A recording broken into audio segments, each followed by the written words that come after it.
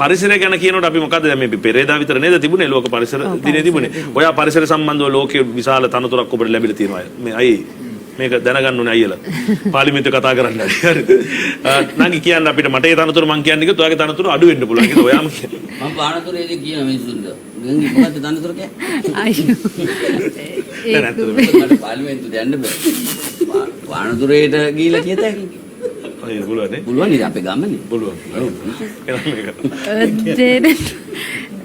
The Network සංවිධානයේ ශ්‍රී ලංකා තානාපති විදිහට වැඩ කරනවා. ඒ The Network එක කියන්නේ දැනට එයාලා තමයි නිල වශයෙන් ලෝක මිහිකත දිනය පළවෙනියටම සමරපු සංවිධානය. ලංකාවේ තමයි සිටින්නේ ඉන්දියාවේ ජුහි චවුලා. ඇක්ට්‍රස් ජුහි චවුලා. ඒකේ ග්ලෝබල් ඇඩ්වයිසරි කමිටි එකේ ඉන්නවා ලියනාඩෝ ඩිකැප්‍රියෝ, ජේම්ස් කැමරන්, මම හිතන්නේ ලෝකේ ඉන්න ගොඩක් පර්සනැලිටීස් ප්‍රසිද්ධ පර්සනැලිටීස් ගොඩක් එකතු වෙලා ඉන්නවා ඒකත් එක්ක. ඉතින් රටවල් 194ක දැනට එයාලගේ ඇම්බැසඩර්ස්ලා ඉන්නවා.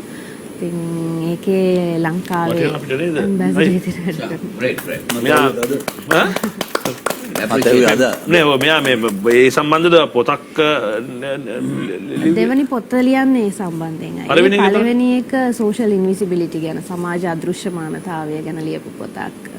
පොතේ නම සමාජ අදෘශ්‍යමානතාවය මිත්‍යාවක් නොවේ පවතින. ඒක ඉංග්‍රීසි වලින් ලිව්වේ.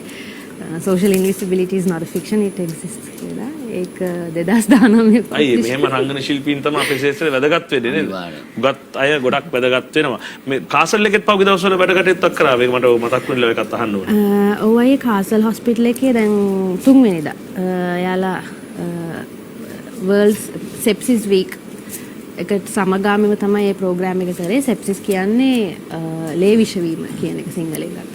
ඉතින් ඒකේ ડોක්ටර් දමිතුයි ડોක්ටර් නවෝදයි ඉන්වයිට් කරා ඒකේ ප්‍රෝග්‍රෑම් එකක් කරන්න මාතෘ සෙප්සිස් සහ භයානක ලෙඩ රෝග අවම කරන්න පුළුවන් ක්‍රමවේදයක් එයාලගේ නිවුස් chart එක කියලා. කියන්නේ modified early obstetric warning system කියන එක ප්‍රචලිත කරන්න. ඒක ගැන awareness program එකක්.